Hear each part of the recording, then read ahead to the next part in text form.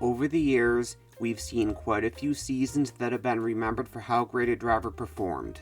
Quite often, these are remembered because the driver's great performances led them to winning the championship, but there are also memorable seasons in which a driver came close.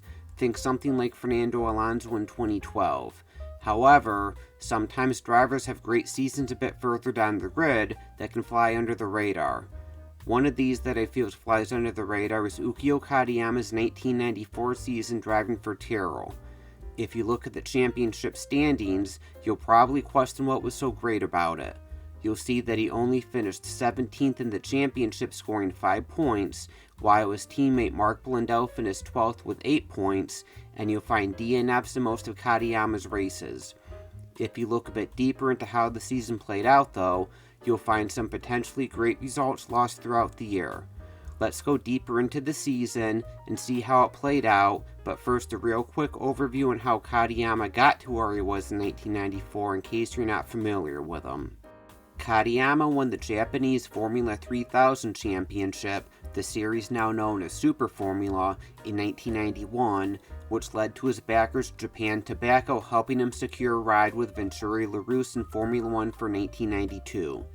Katayama had a difficult year with a struggling team, failing to score a point and was outpaced by his teammate Bertrand Gachot. He was able to move to Tyrrell for 1993, but once again results were hard to come by in what may have been Tyrrell's worst season in their history. Katayama once again didn't score a single point. Nonetheless, on November 5, 1993, Tyrrell announced that Katayama would return to drive for the team once again in 1994. Heading into 1994, Katayama had a career best finish of 9th. His teammate at Tyrrell for 94 would be Mark Blundell, who had just put in a solid year at Ligier the year prior, pretty much matching his teammate Martin Brundle, and Blundell probably had the highest reputation of any teammate Katayama had to date. Meanwhile, Katayama's reputation wasn't the strongest, so it was no wonder that most were not expecting much out of him for the 1994 season. One of those not expecting much was Autosport, saying in their season preview, quote, "With the Guri Suzuki out, Ukyo carries the burden of the Japanese nation.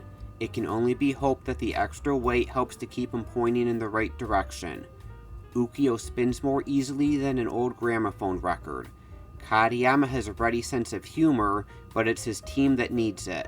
He only finished 5 races last year, and you have to wonder what he's doing in Formula 1, end quote. The 1994 season began at the Brazilian Grand Prix at Interlagos, and after the first qualifying session on Friday, it looked like Katayama would struggle like many expected, only placing 21st. He improved greatly in the second session on Saturday, which was good enough to place him 10th on the grid, giving him his best start in Formula 1 to date, and he also beat out his higher-rated teammate Blundell by 2 places. He ran his first stint of the race stuck behind the Jordan of Rubens Barrichello, slowly making up places from others retiring or making pit stops, and made his first stop from 4th on lap 22. He had a long stop though, which dropped him to 13th and 25 seconds behind Barrichello. He slowly regained some of those places though, moving up to 6th on lap 56 when he started quickly chasing down the Sauber of Karl Wendlinger. He was often gaining a second plus a lap and made a pass for 5th on lap 67, where he would stay for his first career Formula 1 points. The next race was a home race for Katayama in Aida for the first ever Pacific Grand Prix, but nothing spectacular really happened for him that weekend. He was pretty much right in the middle of the field all weekend, qualifying 14th, and then running right outside the top 10 for the first half of the race before retiring with engine failure. Next came the San Marino Grand Prix, which was obviously overshadowed by the fatal accidents of Roland Ratzenberger and Ayrton Senna, along with Rubens Barrichello's heavy accident on Friday, but this was another weekend in which Katayama put in a solid drive. He qualified 9th and remained there after the first start, but after Senna's accident, the race became run under aggregate timing. He jumped to 6th at the second start and ran as high as 3rd, until he made his first pit stop before settling into 5th for the middle stint of the race. He then ran as high as 3rd again before making his final stop on lap 41. He rejoined in 5th, but got involved in a battle with the footwork of Kristen Fittipaldi as well as a charging Damon Hill, who was recovering after a difficult race. He briefly lost positions to both of them, but Fittipaldi would retire after getting stuck in the gravel due to brake troubles. He then regained 5th from Hill and just barely held on to the position on the final lap by just a quarter of a second, taking a second 5th place finish in the first 3 races of the year. Monaco came next on the calendar, and on this weekend Blundell had a small edge over Katayama. Katayama qualified 11th, just over a 10th off of Blundell, although both drivers made mistakes on their final qualifying runs. Both drivers moved up at the start after a crash involving some of the drivers towards the front in the first corner, with Blundell 6th and Katayama 7th, and during the early stages Blundell eased away from Katayama. Katayama then started to develop gearbox troubles around lap 15 and started dropping off the pace while trying to fight through them. Unfortunately, it became too much and he retired from the race after 38 laps. Blundell would also retire just a couple laps later with engine troubles, costing what probably could have been a double points finish for the team had both cars lasted the race. After Monaco came the Spanish Grand Prix, which saw changes to the technical regulations following the deaths of Senna and Ratzenberger, but one thing that did not change was Katayama's strong driving. He qualified 10th, just over 100th quicker than Blundell, but a difficult start dropped him to 15th on the opening lap.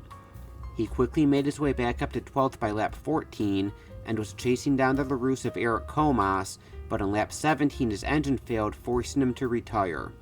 Blundell, however, would actually go on to finish 3rd this race for what would be the Tyrrell team's final podium.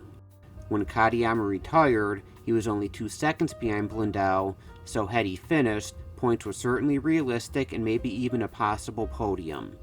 He then put in an impressive 5th place ahead of both Williams drivers during the Friday qualifying session at the Canadian Grand Prix, but couldn't improve on that during a difficult Saturday session which included a spin, but it still meant he would start a solid 9th, 4 places ahead of Blundell. Things continued to get worse on Sunday. He ran 10th in the opening stint, but when he came into pit in lap 18, the team had issues with the left rear tire, resulting in a stop just over a minute, dropping Katayama to 21st. He gained a few of those places back during the next stint, but when he came into pit again, the team had issues with the left front tire, meaning another slow stop. He then retired following a spin a few laps later, but not before almost causing a massive accident trying to recover. He drove against traffic and then did a 180 with 3 cars coming the other way. Nonetheless, he still impressed the paddock with his Friday qualifying effort. Tyrrell struggled at the French Grand Prix with Katayama only managing 14th on the grid, but that was still 3 places better than Blundell, although Katayama could have done a bit better if not for a red flag coming out while he was on a quicker lap during qualifying. His race was relatively straightforward, running 14th in the early laps, and then moving up to 13th the remainder of the opening stint. He then ran 10th for most of his second stint, but in the second half of the race there is quite a bit of attrition amongst the front runners, allowing Katayama to move up as high as 5th on lap 49. However, on lap 54 of 71, Katayama had a half spin and stalled the car, potentially costing him a couple more points. Silverstone was the next stop, and Katayama continued performing well, placing 8th on the grid, which was 3 places and half a second better than Blundell, and he was also just a 10th and a half off of Mika Hakkinen's 5th place time. This was another straightforward race for Katayama, running in the back half of the top 10 the entire day, and by the last stint he was in 8th place chasing the Sauber of Frentzen. It looked like he would fall short of catching Frentzen, but on the last lap Frentzen spun, allowing Katayama to move up into 7th place. Later on, Michael Schumacher would be disqualified from the 2nd place finish, meaning that Katayama moved up into 6th place for the final point on a day which didn't see a large amount of attrition amongst the front runners. At the midpoint of the season, Katayama had surprisingly established himself as Tyrrell's lead driver, winning the qualifying battle against Blundell 6-2, and often running ahead of him during the races, and some of Katayama's best performances of the year had yet to come. The second half started with a German Grand Prix, with Katayama putting in a career-best qualifying of 5th, out-qualifying the Williams of David Coulthard. He then had a fantastic start, moving up to third behind just the two Ferraris into the first turn, while chaos ensued behind, with multiple crashes taking out a total of 10 cars. The Ferrari of Alesi immediately failed after the first turn, briefly moving Katayama up into second, but he would quickly lose that place to Schumacher. Hill would then try to overtake Katayama for third into the third chicane on the opening lap, but the two would make contact. Katayama survived, but Hill was wounded and forced to make a pit stop. Over the next couple of laps, Katayama came close to matching the pace of Berger and Schumacher, but on lap 6 he spun and retired with a stuck throttle. Berger ended up winning the race from the pair of Ligiers, so if Katayama made it through this race trouble-free, he surely would have finished second at worst, and while unlikely, perhaps could have put Berger under a bit of pressure for the win. While some could say that Katayama's strong qualifying at Hockenheim could be put down to his Tyrrell Yamaha having good straight-line speed, the same excuse could not be used when he matched the 5th place start at the following race at the Hungaroring, a track which was the complete opposite of Hockenheim. If he was just 300ths quicker, he would have even started third. His race wouldn't last long though, as he got off to a slow start, dropping to 7th by the first turn. He then tried to overtake the Jordan of Irvine around the outside of turn 2, while Irvine's teammate Barrichello tried to go down the inside. There wasn't enough room for all three though, and they touched, forcing them all to retire. We'll obviously never know how Katayama's race pace would have been had he made it through, but Blundell finished 5th from 11th on the grid, while the final podium place was taken by Jos Verstappen, who started 12th. With a trouble-free race, a podium may once again have been possible, but points would have been very likely. Katayama's qualifying magic ran out at the Belgian Grand Prix as he spun and stalled his car during Friday qualifying and wasn't able to set a time when the drying track was in its best condition. It was even wetter on Saturday, meaning a competitive time was not possible, so he would start only 23rd, by far his worst of the year, and for the first time in 7 races he was out-qualified by Blundell. He didn't let that dampen his performance on race day though. He was 20th at the end of the first lap, and then gained 1 place each lap through lap 9 to put him in 12th place, while consistently being the 5th or 6th fastest car each lap. By the time he made his first stop on lap 14, he was up to 8th, but he dropped to 12th after his pit stop, but he then made it back up to 10th on lap 19 when he spun due to engine troubles, forcing him to retire again. Monza was next on the calendar, and after Tyrrell's performances at some of the lower downforce tracks throughout the year, people were looking at them as being able to potentially deliver a strong result. Qualifying was a disappointment though, with Katayama only managing 14th, but this was still 7 places better than Blundell. He was second quickest in the Sunday morning warm-up, which showed some of the car's potential. He jumped up to 7th on the opening lap in what my opinion looked to be a bit of a jump start, and then quickly dispatched to Frentzen and Hakkinen to move up into 5th by lap 5. Over the next laps, he stayed right behind the 2 Williams of Coulthard and Hill, as well as the Ferrari of Berger. The 4 drivers running 2nd through 5th were separated by less than 2 seconds lap after lap. On lap 12, it was revealed where most of Katayama's speed was coming from as he made his first stop, meaning he was running lighter on fuel with a 2-stop strategy compared to the one most others were planning on making. Nonetheless, he continued running quickly and moved back up to 5th by the time everyone made their first stop. On lap 33, he passed Hakkinen for the second time in the race to move up to 4th, but immediately had to make his final stop after that, which dropped him to 6th. It didn't take him long to take 5th back from Barrichello, but just 8 laps from the end he crashed due to brake failure, a fate that Blundell also suffered from a few laps earlier. The drive was absolutely brilliant though, with Katayama off to matching the leader's pace when he had clean air, and would have netted him a 4th place finish had he made it to the end, as Coulthard ran out of fuel on the last lap. Portugal saw Katayama return to his brilliant qualifying performances, this time qualifying 6th and less than a 10th behind Alesi for 5th, but Sunday would pretty much be a wasted day. He had engine troubles on the formation lap, but did make it back to the pits where his team restarted his car, but he was about a minute behind the leaders by the time they did so. He spent 26 laps trying to make up ground, often running not far off the pace of the leaders, but he was then forced to retire with gearbox troubles. His fastest lap stood as the 5th best lap of the race, showing once again that without troubles, he had points finishing pace. Next came the European Grand Prix at Jerez, and the Tyrrells struggled in qualifying, with Katayama in 13th, but it was still enough to barely go quicker than Blundell. The race would start similar though to the last round in Portugal, as he stalled his car on the grid, but once again got going. This time he was 36 seconds behind the leaders after the first lap. Once again, he started storming through the field, consistently lapping quicker than everyone except Hill and Schumacher, who were running away with the race. After his first stop on lap 22, he had already made it up to 12th on a track that was known to be difficult to pass on. He continued gaining places through the middle of the race, and by the time the race was entering its final laps, he was making a storming charge at Frentzen for the final points-paying position, often gaining a second, sometimes even more, each lap on the Sauber.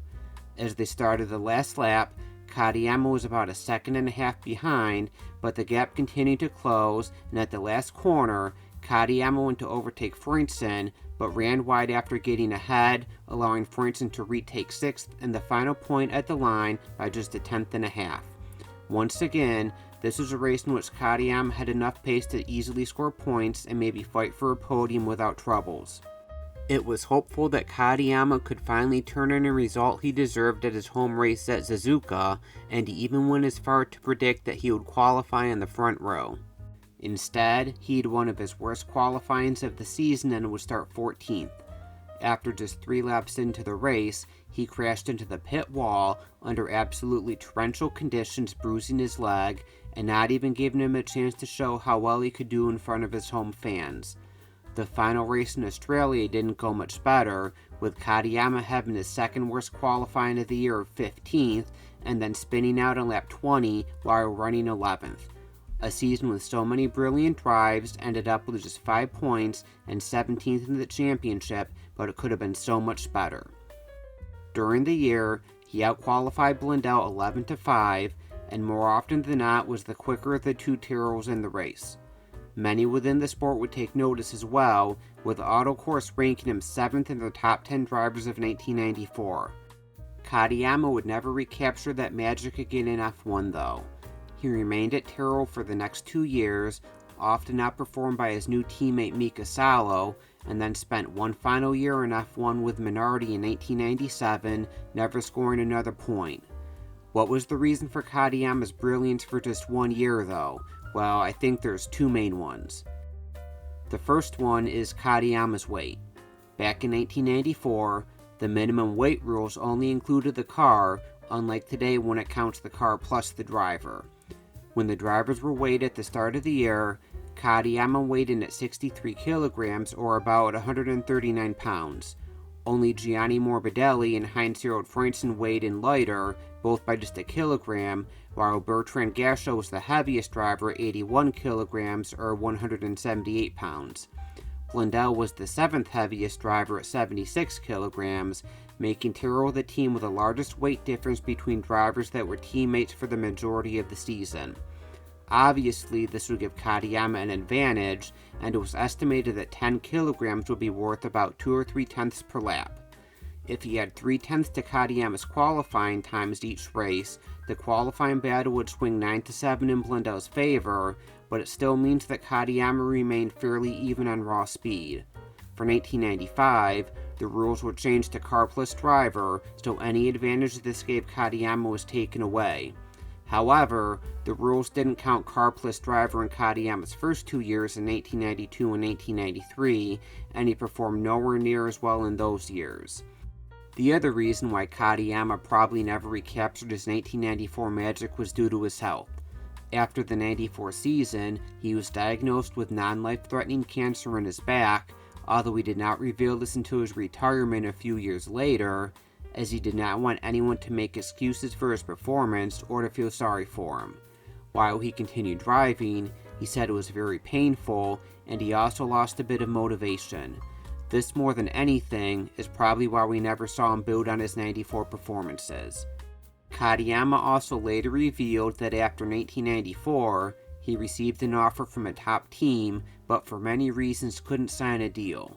The team that made the offer has never been revealed, but it's been assumed that it was Benetton due to them having Mild 7 sponsorship, which also backed Katayama.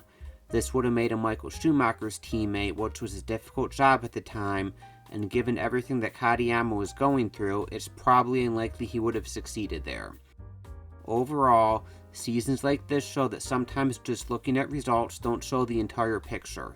With just average reliability, Katayama probably could have scored another 10 to 20 points, putting him in the top 10 of the championship, along with a podium finish or two to go with it. I think it's unfortunate that one of the races where a podium was possible didn't work out, so he could have always had that podium next to his name. Let me know what you think of Katayama's 1994 season and if you have any memories from it. Also, let me know if you think there are any other under-the-radar seasons for good or bad reasons in either F1 or IndyCar that you think deserve to be looked at more closely. Thanks for watching.